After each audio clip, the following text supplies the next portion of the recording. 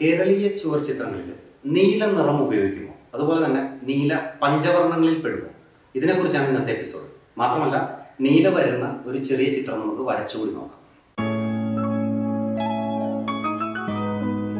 എല്ലാവർക്കും ആർട്ട് വിത്ത് മനോജ് മത്തശ്ശേരി അടുത്ത എപ്പിസോഡിലേക്ക് സ്വാഗതം. ഏതാണ്ട് 1500 വർഷങ്ങൾക്ക് മുൻപ് സംസ്കൃതത്തിൽ എഴുതപ്പെട്ട ഒരു ഗ്രന്ഥമാണ് ചിത്രസൂത്രം. ഈ ചിത്രസൂത്രത്തിൽ ഏതാണ്ട് 287 ശ്ലോകങ്ങളിലായിട്ടും ഏതാണ്ട് ചില ഗദ്യങ്ങളിലായിട്ടും ഒരു ചിത്രം എങ്ങനെയാണ് വരയ്ക്കേണ്ടതെന്നും ഒരു ലക്ഷണമൊത്ത ചിത്രം എങ്ങനെ തയ്യാറാക്കാം എന്നുള്ളതിനെ കുറിച്ചും വളരെ വ്യക്തമായിട്ട് പ്രതിപാദിക്കുന്നുണ്ട്. ഈ ചിത്രസൂത്രത്തെ വെച്ചുകൊണ്ട് നമ്മളുടെ നാട്ടിലുണ്ടായിരുന്ന ശ്രീ കെ വാര്യർ മാഷ്, അദ്ദേഹം ഒരു സംസ്കൃത പണ്ഡിതൻ കൂടിയായിരുന്നു. അദ്ദേഹം വലിയൊരു ചുവർ ചിത്രകാരനാണ്. അദ്ദേഹം ഈ ചിത്രസൂത്രത്തെ ആധാരമാക്കിയിട്ട് ഒരു ചിത്രസൂത്രം മലയാളം ഒരു വിവർത്തനം ചെയ്തിട്ടുണ്ട്. അതിൽ അദ്ദേഹം പ്രത്യേകമായിട്ട് എഴുതി ചേർത്ത ഒരു പ്രബന്ധമുണ്ട്. ആ പ്രബന്ധം കേരളീയ ചുവർ ചിത്രങ്ങളെ കുറിച്ചിട്ടാണ്. ആ ഭാഗത്തിൽ വളരെ വ്യക്തമായിട്ട് അദ്ദേഹം പറയുന്നുണ്ട്, പഴയ ചുവർ ചിത്രങ്ങളിൽ മഞ്ഞ, ചുവപ്പ്, പച്ച, വെള്ള, കറുപ്പ് ഈ 5 നിറങ്ങൾ മാത്രമേ ഉപയോഗിക്കാറുള്ളൂ. മാത്രമല്ല, പഴയകാല ചിത്രങ്ങളിൽ നീല നിറം ഉപയോഗിക്കുന്നത് കണ്ടിട്ടില്ല എന്ന് വളരെ വ്യക്തമായിട്ട് അദ്ദേഹം പറയുന്നുണ്ട്. ഇപ്പൊ നീല നിറം പണ്ട് ഉണ്ടാക്കിയിട്ടുണ്ടായിരുന്നു. അതായത് തുരിശിലായനെ പലതും വെച്ചിട്ട് നമ്മൾ നീല നിറം പ്രിപ്പയർ ചെയ്യുന്നുണ്ടായിരുന്നു. അത് പലതും നീല പച്ചയായിട്ട് കൺവേർട്ട് ചെയ്യാനായിട്ടാണ് ഉപയോഗിച്ചിരുന്നത്. അപ്പോൾ നമ്മളൊരു ചിത്രം വരയ്ക്കുന്ന സമയത്ത് പച്ചയുടെ വിവിധ ഭാഗങ്ങൾ, അതായത് നീല വരയ്ക്കുന്നുണ്ടെങ്കിൽ തന്നെ ഒരു പച്ച കലർന്ന നീല, ആ ഒരു രീതിയിൽ മാത്രമേ പഴയ കാലഘട്ടത്തിലെ മ്യൂറലുകളിൽ നമുക്ക് നീല കാണാൻ സാധിക്കുള്ളൂ. പഴയ കാലഘട്ടത്തിൽ നീല ഉപയോഗിക്കാതിരുന്നതിന്റെ ഒരു കാരണം അതിന്റെ ലൈഫാണ്. ബാക്കി 5 നിറങ്ങളായിട്ട് കമ്പയർ ചെയ്യുമ്പോൾ നീലയ്ക്ക് വളരെ ലൈഫ് കുറവായിരുന്നു. എവിടെയോ പഴയ നീല ഉപയോഗിച്ചിരുന്ന സ്ഥലത്ത് അത് കറുത്തു പോയതായിട്ട് ഞാൻ എവിടെയോ വായിച്ചിട്ട് എനിക്കൊരു ഓർമ്മയുണ്ട്. അപ്പോൾ വളരെ വ്യക്തമായിട്ട് അവർ അന്ന് ഉപയോഗിച്ചിരുന്ന നിറങ്ങൾ ഒരുപാട് കാലഘട്ടത്തിൽ നിൽക്കണം എന്നുള്ള ഉദ്ദേശത്തോടു കൂടി തന്നെ ആയിരിക്കണം ഈ 5 നിറങ്ങളിൽ തന്നെ രേഖീയമായ കൂടുതൽ പ്രാധാന്യത്തോടു കൂടി ഇത് തീർത്തിരിക്കുന്നത്. ഇപ്പോൾ നീല ഉപയോഗിക്കുമ്പോൾ നമുക്ക് പല സ്ഥലങ്ങളിലും കാണാം, ചിലർ കോബാൾട്ട് ബ്ലൂവോ അല്ലെങ്കിൽ പ്രഷ്യൻ ബ്ലൂവോ ഒക്കെ നേരിട്ട് ഉപയോഗിക്കുന്നതായിട്ട് കാണാം. പക്ഷെ അതിന്റെ യഥാർത്ഥ ഭംഗി വരണം എന്നുണ്ടെങ്കിൽ നമ്മൾ എന്താ ചെയ്യേണ്ടതെന്ന് വെച്ച് കഴിഞ്ഞിട്ടുണ്ടെങ്കിൽ ഈ നീലോടൊപ്പം കുറച്ച് പച്ചയും കൂടി ചേർത്തിട്ട് ആ ഒരു പഴയ ചുവർ ചിത്രത്തിന്റെ രീതിയിൽ ചെയ്യുകയാണെന്നുണ്ടെങ്കിൽ അതിനൊരു പ്രത്യേക ഭംഗിയായിരിക്കും. അടുത്തതായിട്ട് നമുക്ക് നീല നിറം എങ്ങനെയാണ് ഉപയോഗിക്കുന്നത്. നീല നിറം ഒരിക്കലും നീല നേരിട്ടല്ല ഞാൻ ഉപയോഗിക്കുമ്പോൾ നീല പച്ച ചേർത്ത് തന്നെയാണ് ഉപയോഗിക്കുന്നത്. നമുക്കൊരു മയിൽപ്പീലി വരച്ചു നോക്കാം. ഞാനിതിൽ ഏറ്റവും സിമ്പിളായിട്ട് നിങ്ങൾക്ക് മനസ്സിലാക്കാവുന്ന രീതിയിൽ ഈ കളറിന്റെ ആപ്ലിക്കേഷൻ കൂടി നിങ്ങൾക്ക് മനസ്സിലാക്കാവുന്ന രീതിയിലാണ് ഞാൻ മയിൽപ്പീലി വരയ്ക്കാൻ പോകുന്നത്. അതെനിക്ക് മനസ്സിലാക്കേണ്ടത് നിങ്ങളുടെ നീലയും ചുവപ്പും തമ്മിലുള്ള ഒരു കളർ കോമ്പിനേഷൻ എങ്ങനെ അതിൻ്റെ ഒരു ബ്ലെൻഡ് നമുക്ക് ചെയ്യാന്നുള്ളതിനെ കാണിക്കാൻ പോകുന്നത്. അപ്പോൾ നമുക്ക് ജസ്റ്റ് ഒന്ന് വരച്ചു നോക്കാം.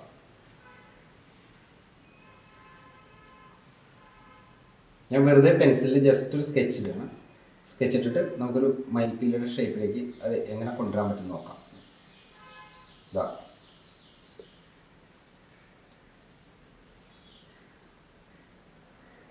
ഇതിപ്പോൾ ഏതാണ്ടൊരു മയിൽപ്പീലിയുടെ ഷേപ്പായിട്ടുണ്ട്. നമുക്കിതൊന്ന് കളർ ചെയ്ത് നോക്കാം. ആദ്യം നമുക്ക് യെല്ലോ വെച്ചിട്ടൊരു ഔട്ട്ലൈൻ ചെയ്യാം. നമ്മളിപ്പോൾ സ്കെച്ച് ചെയ്യുകയാണെങ്കിൽ ആ സ്കെച്ച് പകർത്തിയതിന് ശേഷം അതിൻ്റെ മുകളിൽ കൂടി ആയിരിക്കും ചെയ്യുന്നത്. ഞാൻ പക്ഷേ യെല്ലോ വെച്ചിട്ട് തന്നെ നേരിട്ട് ഈ പേപ്പറിൽ വരച്ചിട്ട് തന്നെ ഞാനിപ്പോൾ എളുപ്പത്തിന് ചെയ്യണം. അപ്പോൾ ഇതാണ് യെല്ലോ. ഞാൻ യെല്ലോ ഓക്കറും ഗാംബോജ് ഹ്യൂവും കൂടി മിക്സ് ചെയ്തെടുത്തിരിക്കുന്ന ഒരു യെല്ലോ ആണ്. ഇത് ജസ്റ്റ് ഒരു ഔട്ട്ലൈൻ ഇത് വെച്ചിട്ട് മാത്രം ഞാൻ വരയ്ക്കാൻ വേണ്ടി.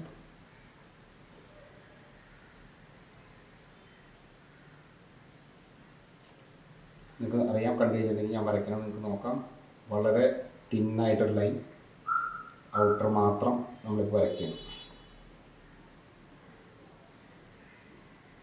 പുറത്തെ ഔട്ട്ലൈൻ കഴിഞ്ഞു. ഇനി നമ്മൾ അകത്ത ഔട്ട്ലൈൻ വരയ്ക്കാൻ പോകും. ഇതിൻ്റെ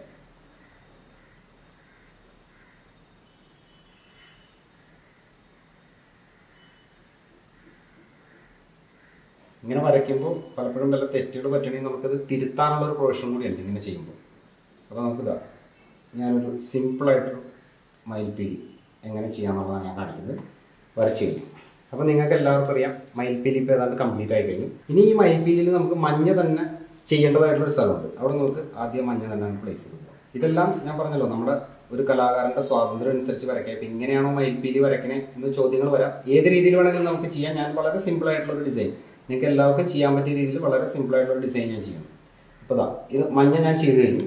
ഇനി മഞ്ഞയുടെ പുറത്തു കൂടി ഞാൻ വളരെ ലൈറ്റായിട്ട് റെഡ് വെച്ചിട്ട് ഒരു ഔട്ട്ലൈൻ കൂടി ചെയ്യണം. അത് നമുക്ക് ജസ്റ്റ് ഔട്ട്ലൈൻ പിന്നെ ചെയ്യാം. പക്ഷേ അതിന് മുമ്പ് എനിക്കൊന്ന് ജസ്റ്റ് ഒന്ന് ഷെയ്ഡിങ്ങിന് വേണ്ടിയിട്ട് ഞാനൊരു യെല്ലോ ചെറുതായിട്ട് ഇങ്ങനെ ഒരു യെല്ലോയും കൂടി ഇങ്ങനെ റെഡ് വെച്ചിട്ട് ഞാൻ ഇങ്ങനെ ഒന്ന് ഓടിക്കുന്നുണ്ട്. ഒരു ചെറിയ ഷെയ്ഡിങ്.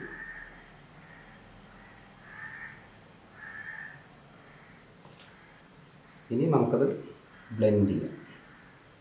അപ്പോൾ നിങ്ങൾക്ക് ഏറ്റവും സിമ്പിളായിട്ട് ഒരു ഷെയ്ഡിങ് എഫക്റ്റ് നിങ്ങൾക്ക് കാണാൻ പറ്റും. ഏറ്റവും സിമ്പിളായിട്ടുള്ള ഷെയ്ഡിങ് എഫക്റ്റാണ്. ഇനി നമുക്ക് അടുത്തായിട്ട് മയിൽപ്പീലിയുടെ ഔട്ടർ ഞാൻ ചെയ്യാൻ പോകുന്നത് ഇതാ, ബ്ലൂവും ഗ്രീനും കൂടി മിക്സ് ചെയ്തിട്ടുള്ള ഒരു ബ്ലെൻഡാണ്. കണ്ടോളൂ, ഞാൻ ഈ ബ്ലൂവും ഗ്രീനും കൂടിയുള്ള മിക്സ് ബ്ലെൻഡ് ഞാൻ പുറത്തെല്ലാം ചെയ്യാൻ പോകും കംപ്ലീറ്റ് ആയിട്ട്.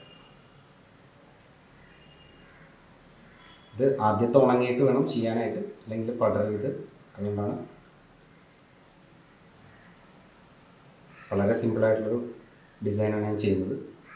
നിങ്ങൾക്ക് എല്ലാവർക്കും മനസ്സിലാവുമെന്ന് കരുതുന്നു. ഇതാ വളരെ സിമ്പിളായിട്ട് ഞാനൊരു ഗ്രീൻ വെച്ചിട്ട് ബ്ലൂ ഗ്രീൻ മിക്സാണ് ഞാൻ ഉപയോഗിച്ചിരിക്കുന്നത്. ബ്ലൂ ഇതിൽ ആഡ് ചെയ്തിട്ടുണ്ട്. നേരിട്ട് ബ്ലൂ അല്ല യൂസ് ചെയ്തിരിക്കുന്നത്, ഗ്രീനും അല്ല, ബ്ലൂവും ഗ്രീനും സാഡ് ഗ്രീനും പ്രഷ്യൻ ബ്ലൂവും കൂടി ഉള്ള ഒരു മിക്സ് വെച്ചിട്ടാണ് ഞാൻ ഈ കളർ പ്രിപ്പയർ ചെയ്തിരിക്കുന്നത്.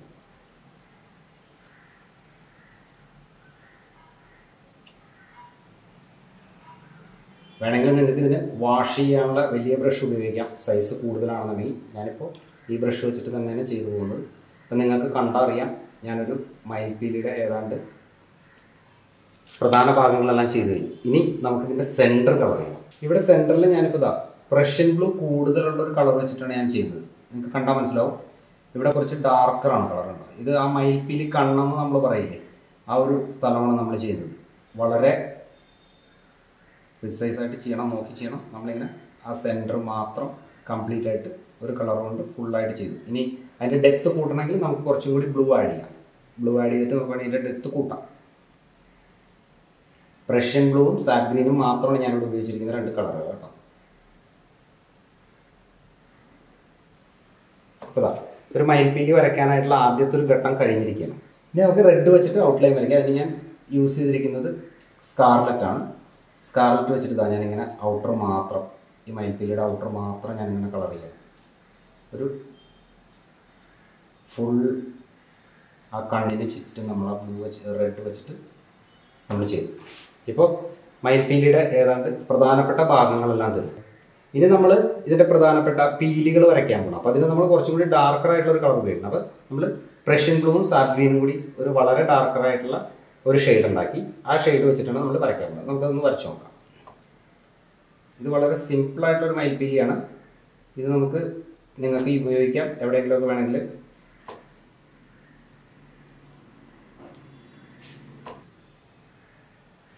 ഏറ്റവും സിമ്പിളായിട്ട് ആർക്കും വരയ്ക്കാവുന്ന രീതിയിലാണ് ഞാൻ ചെയ്ത് കാണിക്കുന്നത്. ഇത് കൂടുതൽ ഭംഗിയാക്കണമെങ്കിൽ വേറെ ഡിസൈൻസ് ഒക്കെ ഇതിൽ ആഡ് ചെയ്യാൻ നോക്കും. പക്ഷേ ഇത് ഏറ്റവും ചെറിയ രീതിയിൽ നമ്മൾ വരച്ച് കാണിക്കണം. ഇപ്പോൾ നിങ്ങൾക്കറിയാം ആ ഒരു പുറകിലുള്ള ബ്ലൂവും, അതായത് ബേസ് കിടക്കുന്ന ബ്ലൂവും ഇത് തമ്മിലുള്ള വ്യത്യാസം നിങ്ങൾക്കിപ്പോൾ മനസ്സിലായിട്ടുണ്ടാവും. ഇത് നമ്മൾ വരയ്ക്കുമ്പോൾ മുകളിൽ കൂടി ഇങ്ങനെ നമ്മളൊരു ചെറുതായിട്ട് നാരുകൾ പോലെ നമ്മളിങ്ങനെ വരയ്ക്കണം. നിങ്ങളിതെല്ലാം ചെയ്ത് നോക്കണം. വളരെ പതുക്കെ ഇങ്ങനെയെല്ലാം ആ മയിൽപ്പീലിൽ വരുന്നതായിട്ടുള്ള നാരുകൾ പോലെ നമ്മൾ വരയ്ക്കണം. ഇവിടെ വരുമ്പോഴേക്കും എന്താ ഇങ്ങനെ ഒരു ഡിസൈൻ പോലെ ആവുന്നത് ഒന്ന് ചരിയും.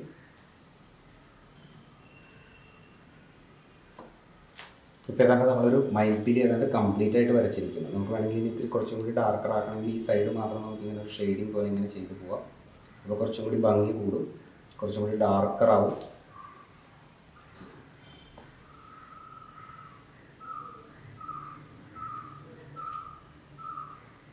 വളരെ സിമ്പിളായിട്ട് നമ്മൾ മയിൽപ്പീലി ചെയ്തു. ഇനി നമുക്ക് ഇതിൻ്റെ ഔട്ടർ വേണമെങ്കിൽ നമുക്ക് വളരെ ഒരു തിൻ ലൈൻ കൊണ്ട് നമുക്ക് വേണമെങ്കിൽ ഇതിനൊരു ഔട്ടർ കൊണ്ട് വരയ്ക്കാം. അപ്പോൾ നമ്മളിപ്പോൾ ഒരു മയിൽപ്പീലി ഏതാണ്ട് തീർന്നു കഴിഞ്ഞിട്ടുണ്ട്. ഇത് ഞാൻ പറഞ്ഞല്ലോ നിങ്ങൾക്ക് ഏറ്റവും സിമ്പിളായിട്ട് ചെയ്യാവുന്ന ഒരു മയിൽപ്പീലി. ഇപ്പോൾ ഇതിൽ പലരും ചോദിക്കും മയിൽപ്പീലി ഇങ്ങനെ അല്ലല്ലോ, ഇത് കുറച്ചും കൂടി നീളത്തിൽ വരയ്ക്കാൻ പാടില്ല. ഏത് രീതിയിൽ വേണമെങ്കിലും നമുക്ക് വരയ്ക്കാം. ഇപ്പോൾ നമ്മൾ ചില ചിത്രങ്ങളിലൊക്കെ കണ്ടു കഴിഞ്ഞിട്ടുണ്ടെങ്കിൽ പഴയ ചില ചുവർ ചിത്രങ്ങളിൽ മയിലിനെ വരച്ചിരിക്കുന്ന പലപ്പോഴും സുബ്രഹ്മണ്യനെക്കാട്ടിലും വലുതായിട്ട് മയിലിനെ കാണിച്ചിരിക്കുന്ന സന്ദർഭമാണ്. അതൊക്കെ ഒരു ചിത്രകാരൻ്റെ എന്താ പറയുക, ഒരു തരം അത് ചെയ്യാനുള്ള ചിത്രകാരൻ്റെ ആവിഷ്കാര സ്വാതന്ത്ര്യമായിട്ട് കണ്ടാൽ മതി. അപ്പോൾ നമ്മൾ ഇപ്പോൾ മയിൽപ്പീലി ഏതാണ്ട് കംപ്ലീറ്റ് ചെയ്തിരിക്കുന്നത്. ഇനിയിപ്പോൾ നമുക്ക് ഇവിടുന്ന് തണ്ടിൻ്റെ അവിടെ നിന്ന് ഇങ്ങനെ കുറച്ചൊന്നും ഒരു ഡാർക്കർ ആക്കിയിട്ട് ഇതാ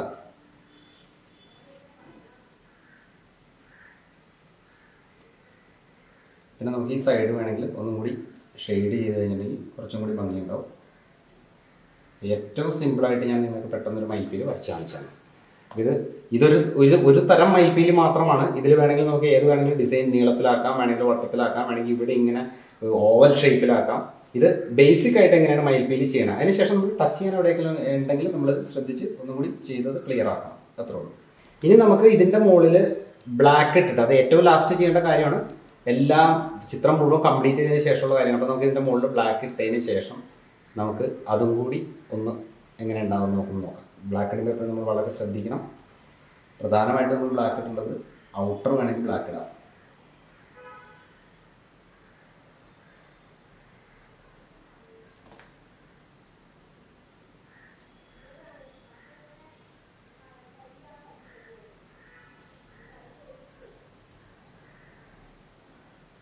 ഔട്ടർ സൈഡിൽ നമുക്ക് ബ്ലാക്ക് ഇടാം.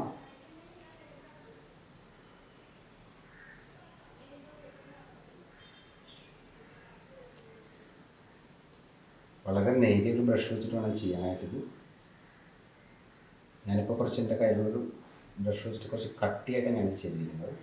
വളരെ വളരെ ചെറിയ ലൈനിൽ ചെയ്താൽ കൂടുതൽ ഭംഗി ഉണ്ടാവും.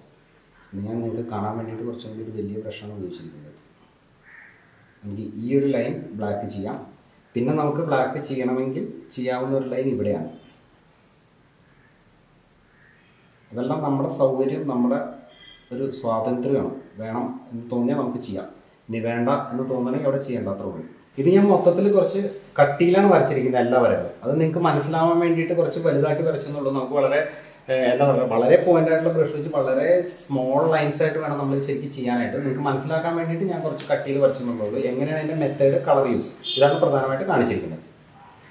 പിന്നെ വേറൊരു പ്രധാന സംശയം പലരും ചോദിച്ച് പഞ്ചവർണ്ണങ്ങളെ കുറിച്ചാണ്. ഈ പഞ്ചവർണ്ണങ്ങളെ കുറിച്ച് സംസാരിക്കുമ്പോൾ നമുക്ക് ഇതെല്ലാം പഠനങ്ങളാണ്, ഒരുപാട് ആളുകളുടെ പഠനങ്ങളാണ്, അല്ലാണ്ട് ആധികാരികമായിട്ടുള്ള പുസ്തകങ്ങളൊന്നും ഇല്ലായിരുന്നു. പക്ഷേ ഒരു കാര്യം നമ്മൾ മനസ്സിലാക്കേണ്ടത്, നമ്മുടെ സംസ്കാരവും നമ്മുടെ നാട്ടറിവുകളും എന്ന് പറഞ്ഞ ഒരു പുസ്തകമുണ്ട്.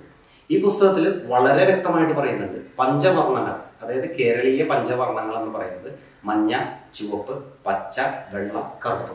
ഈ 5 നിറങ്ങളെയാണ് പഴയ കാലഘട്ടത്തിൽ പഞ്ചവർണ്ണങ്ങൾ എന്ന രീതിയിൽ നമ്മൾ പണ്ട് മുതലേ വിളിച്ചു പോന്നിരുന്ന 5 നിറങ്ങൾ. ധൂളി ചിത്രങ്ങളുടെ, നമ്മുടെ കളംപാട്ടിന് ഉപയോഗിക്കുന്ന നിറങ്ങളുടെ, ആ കളംപാട്ടിന്റെ ചിത്രങ്ങളുടെ ഒരു സ്വാധീനം, അതായത് മ്യൂറലുകളിലേക്ക് വരുമ്പോൾ ഒരു സ്വാധീനം. നമ്മൾ കളംപാട്ടുകളെ കുറിച്ചിട്ടുള്ള ഗ്രന്ഥങ്ങൾ വളരെ സൂക്ഷ്മമായിട്ട് നിരീക്ഷിച്ചു കഴിഞ്ഞിട്ടുണ്ടെങ്കിൽ വളരെ വ്യക്തമായിട്ട് അതിലും പറയുന്നുണ്ട് പഞ്ചവർണ്ണങ്ങൾ: മഞ്ഞ, ചുവപ്പ്, പച്ച, വെള്ള, കറുപ്പ്. അപ്പോൾ ഈ 5 നിറങ്ങളെ കുറിച്ച് അതിലുകൂടി പ്രതിപാദിക്കുന്നത് കൊണ്ട് നമുക്ക് പഞ്ചവർണ്ണങ്ങളിൽ ഒരിക്കലും നീലപ്പെടുത്താനായിട്ട് സാധിക്കില്ല. ഈ 5 നിറങ്ങൾ തന്നെയാണ് വളരെ വ്യക്തമായിട്ട് വാര്യർ മാഷ് പറയുന്നുണ്ട് പഴയകാല മ്യൂറലുകളിൽ ഉപയോഗിച്ചിരുന്ന 5 നിറങ്ങൾ. നീല ഉപയോഗിക്കുന്നുണ്ടെങ്കിൽ അത് നീലയായിട്ട് ഒരു സ്ഥലത്ത് ഉപയോഗിച്ച് കണ്ടിട്ടില്ല. അതിൻ്റെ ഏറ്റക്കുറച്ചിലുകൾ, അതായത് പഴയ കാലഘട്ടത്തിൽ നീല മാത്രമായിട്ട് ഉപയോഗിച്ചിട്ടുള്ള സ്ഥലങ്ങൾ എവിടെയെങ്കിലും ഉണ്ടെങ്കിൽ, വളരെ ചെറുതായിട്ട് ഏതൊരു ഏരിയയിലുണ്ട്, അത് ഉള്ള സ്ഥലങ്ങളിൽ ഇത് പിന്നീട് കറുത്തു പോയിട്ടുണ്ട്, കേടുപാടുകൾ സംഭവിച്ചിട്ടുണ്ട് പിന്നീട്. അപ്പോൾ അതിനെക്കുറിച്ച് വളരെ ബോധവാന്മാരായിരുന്നിരിക്കണം അന്നത്തെ ചിത്രകാരന്മാർ. അതുകൊണ്ട് തന്നെ ആയിരിക്കാം ചിലപ്പോൾ അവർ നീല നിറം മാറ്റിയിട്ട് നീലയും പച്ചയും കലർന്നുള്ള നിറങ്ങളോ, പച്ചയും നീലയും കലർന്നുള്ള നിറങ്ങളോ പഴയ കാലത്തെ മ്യൂറൽ പെയിന്റിങ്ങുകളിൽ ധാരാളമായിട്ട് ഉപയോഗിച്ചിട്ടുണ്ട്. പിന്നീട് വന്ന കാലഘട്ടത്തിൽ അക്രിലിക് അങ്ങനെയുള്ള നിറങ്ങളൊക്കെ വന്നതിന് ശേഷമായിരിക്കാം നീല നിറങ്ങൾ ഒരുപാട് സ്ഥലത്ത് ഉപയോഗിക്കുന്നുണ്ട്. ഇപ്പൊ വരയ്ക്കുന്ന ഒരുപാട് ചിത്രങ്ങളിൽ നമുക്ക് നീല നിറത്തിന്റെ ഒരുപാട് അധികത്വം നമുക്ക് കാണാൻ സാധിക്കുന്നുണ്ട് പല സ്ഥലങ്ങളിൽ. പക്ഷെ പഴയകാല ചുവർച്ചിത്രങ്ങളിൽ നീല കുറവായിരുന്നു. നീല ഉപയോഗിച്ചിരുന്ന സ്ഥലങ്ങളിൽ പച്ച കൂടി ചേർത്തിട്ടാണ് ഇപ്പോൾ നീല ചെയ്തിരിക്കുന്നത്. അപ്പോൾ പലരും എന്നോട് ചോദിക്കേണ്ട, ഇതിന് ആധികാരികമായിട്ടുള്ള എന്തെങ്കിലും ഗ്രന്ഥമുണ്ടോ എന്നുള്ള രീതിയിൽ ചോദിക്കുന്നുണ്ട്. വാര്യർ മാഷിന്റെ ചിത്രസൂത്രത്തിൽ കേരളീയ ചുവർച്ചിത്രങ്ങളെ കുറിച്ച് പറഞ്ഞിരിക്കുന്ന ഭാഗത്ത് ഇത് വളരെ വ്യക്തമായിട്ട് പറയുന്നുണ്ട്. അപ്പോൾ നമുക്ക് ഇന്നത്തെ എപ്പിസോഡ് വൈൻഡപ്പ് ചെയ്യാനുള്ള സമയമായി. എനിക്ക് എല്ലാവരോടും പറയാനുള്ളത്, ആരെങ്കിലുമൊക്കെ ഇനിയും എൻ്റെ ഈ ചാനൽ സബ്സ്ക്രൈബ് ചെയ്യാനുള്ളവരുണ്ടെങ്കിൽ ദയവായിട്ട് സബ്സ്ക്രൈബ് ചെയ്യുക, മാക്സിമം ഷെയർ ചെയ്യുക, മാക്സിമം ലൈക്ക് ചെയ്യുക. നിങ്ങൾക്ക് എന്തെങ്കിലും സംശയങ്ങളോ നിങ്ങൾക്ക് എന്തെങ്കിലുമൊക്കെ അറിയാനൊക്കെ ഉണ്ടെങ്കിൽ നിങ്ങൾ ദയവായിട്ട് കമൻറ്റുകൾ ഇടുക. തീർച്ചയായിട്ടും ഞാൻ അതിൻ്റെ ഉത്തരങ്ങളുമായിട്ട് നിങ്ങളുടെ അടുത്ത് എത്തുന്നതായിരിക്കും. അപ്പോൾ അടുത്ത എപ്പിസോഡിൽ കാണുന്നതുവരെ എല്ലാവർക്കും നന്ദി, നമസ്കാരം.